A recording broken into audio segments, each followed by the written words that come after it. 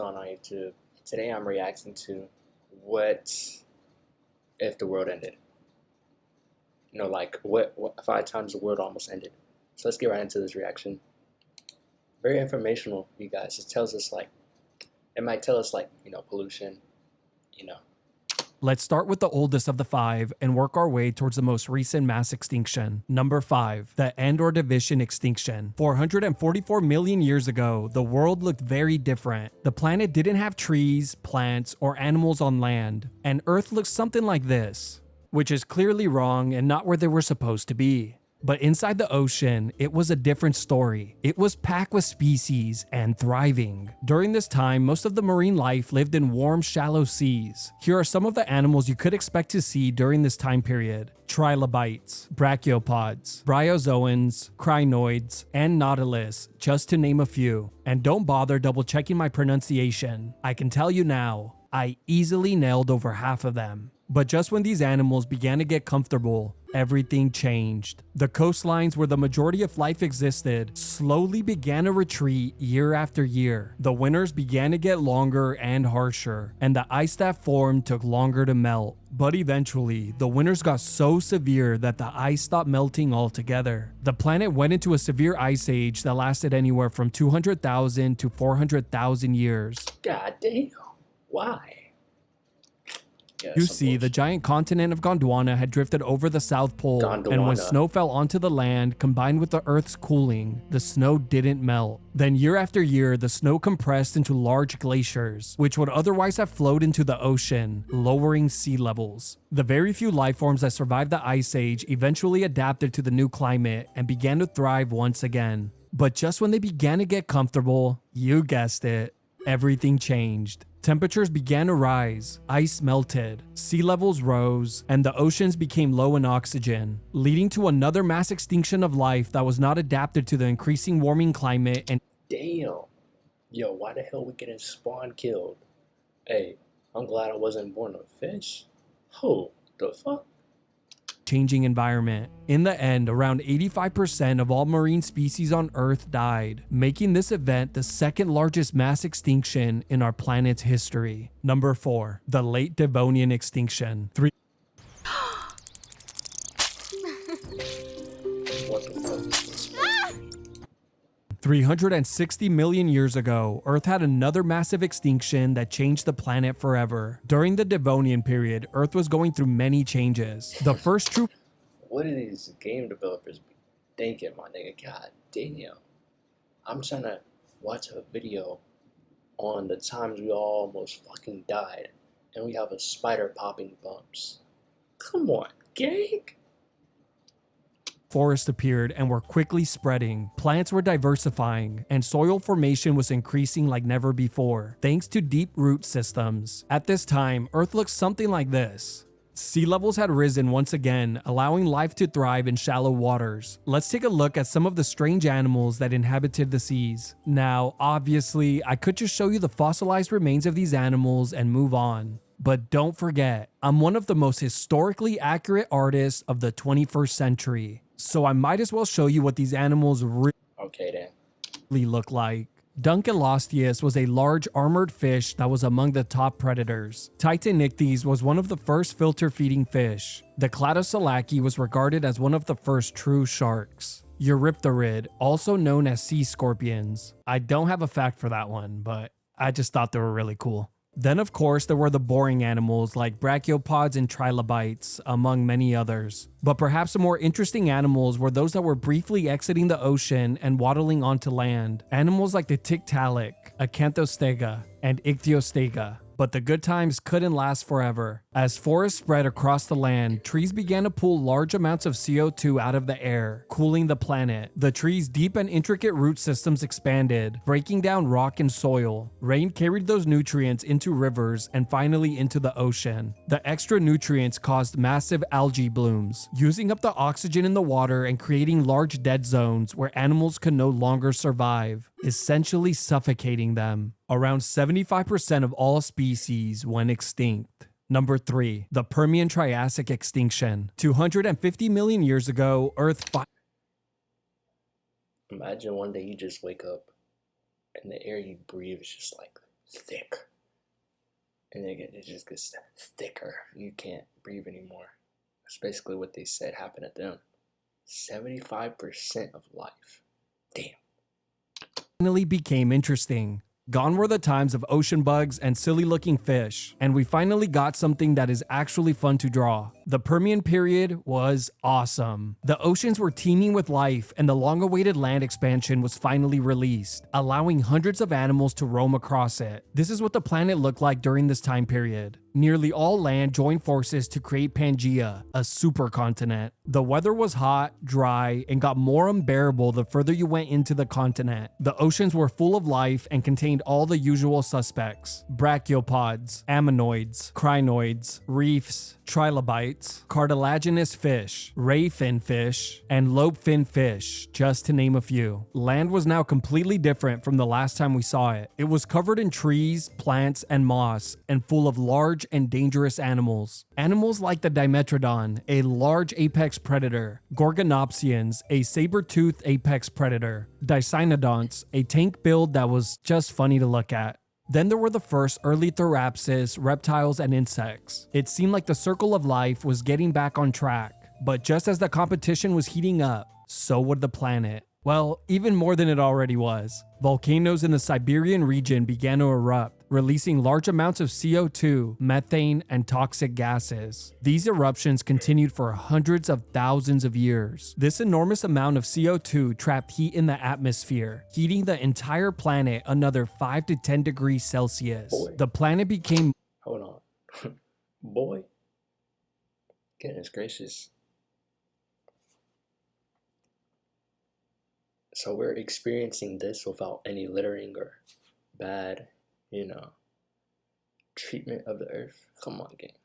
much drier. Oxygen levels dropped in the oceans once again, and entire ecosystems collapsed, turning the planet into a hellish oven. Around 90 to 96% of all marine life and around 70% of all land vertebrae went extinct, making this the largest mass extinction in our planet's history. It has even been referred to as the Great Dying. Number 2, the Triassic-Jurassic extinction. Finally, we get to the time periods we all care about. After the end Permian extinction came the Triassic period, a time of recovery and new beginnings that would completely reshape the planet forever. Earth's land still consisted of the single large continent Pangaea and was surrounded by Panthalassa, a mega ocean. The planet was still very warm and the majority of the land was covered in large deserts. Out in and near the oceans is where life thrived. Large trees and plants emerged near river valleys, and dry climate plants spread across harsher, hotter lands. Many apex predators began to emerge and take over entire ecosystems. Animals like the Listosaurus, a small pig-sized herbivore. Then there was one of the earliest known dinosaurs,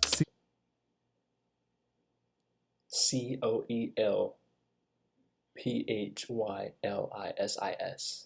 I don't know. Coelphysis? Let's see what he says. Coelphysis, Coelphysis. I knew without even having him tell me. Dumbass little boy. Alright, so these are like little raptors. I used to play as these things in like one of my favorite games, so that's how I know what it is. Medium-sized carnivore that grew to enormous numbers, and just by looking at them, you could just tell they were annoying. One of the most terrifying animals to emerge was the Well, damn. Suchus, a large crocodile-like predator with enormous jaws. During this time was when the first true mammals began to appear. In the oceans, marine life was also diversifying, and the first animals that somewhat resemble today's creatures began to emerge. Animals like the ichthyosaur, a marine reptile resembling dolphins. Just, way more terrifying. Then there was also Nothosaurus, which was last spotted in 1933 in Scotland. Then, of course, towards the end of the Triassic period, thousands of other marine species had emerged. The Triassic period lasted over 50 million years, but eventually the continent of Pangaea began to be torn apart. Enormous volcanic eruptions occurred that lasted up to 1 million years. And just like the mass extinction before, 1 million years? Damn. These eruptions heated the planet, starved many parts of the ocean of oxygen, and led to the extinction of around 75% of all species. But even in this nightmare landscape, a small group managed to survive. A relatively small, non-dominant creature who witnessed its larger, stronger competition slowly die off and become extinct. And in this power vacuum, the once insignificant creature rose and went on to dominate the planet for the next 135 million years. It was now the time of the dinosaurs. Homemade taste, made with care. Craft Real Mayo, the heart of every table. The probability of me understanding this is 0. You should AI that with Copilot. It seems like volcanoes finna be the next thing that take us out, boy. Ooh. Number 1. Cretaceous-Paleogene extinction. Soon after the end-Triassic extinction, small dinosaurs like the Coelophysis, Dilophosaurus, and Plateosaurus began to take over the planet. Scientists believe these creatures survived thanks to their upright posture, efficient lungs, and their ability to withstand heat and droughts. During the Jurassic period, the dinosaurs had solidified themselves as the most dominant animal on the planet. With large amounts of food available, they quickly I want to know how big they were in real life. These dinosaurs right here.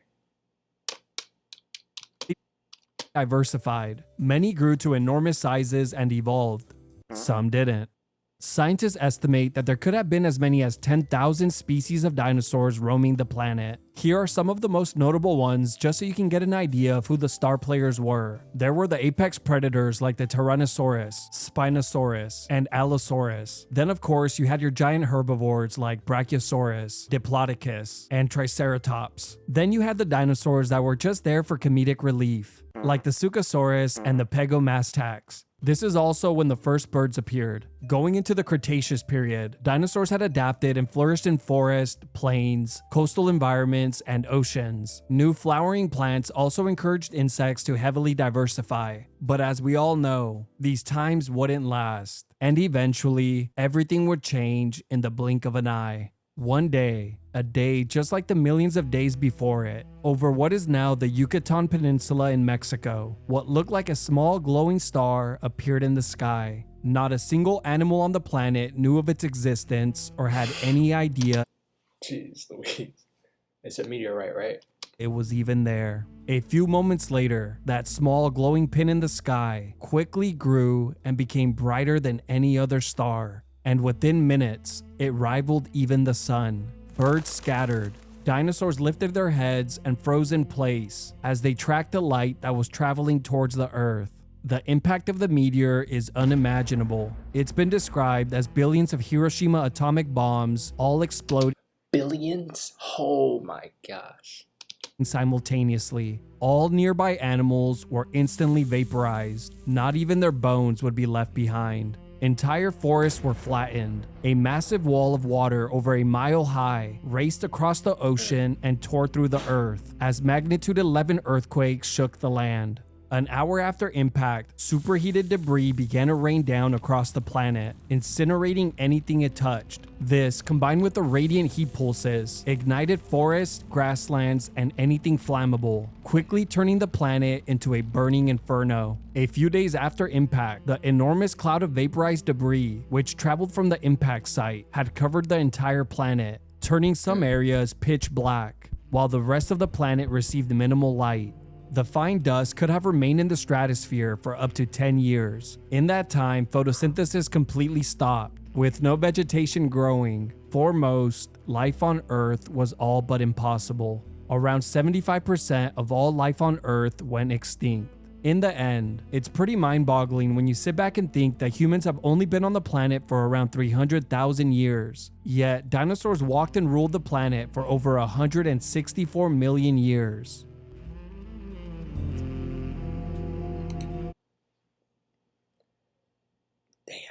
Well, I hope you guys enjoyed this video. This video can only make you wonder, like, what is gonna happen if we don't treat our Earth good, if we don't stop littering.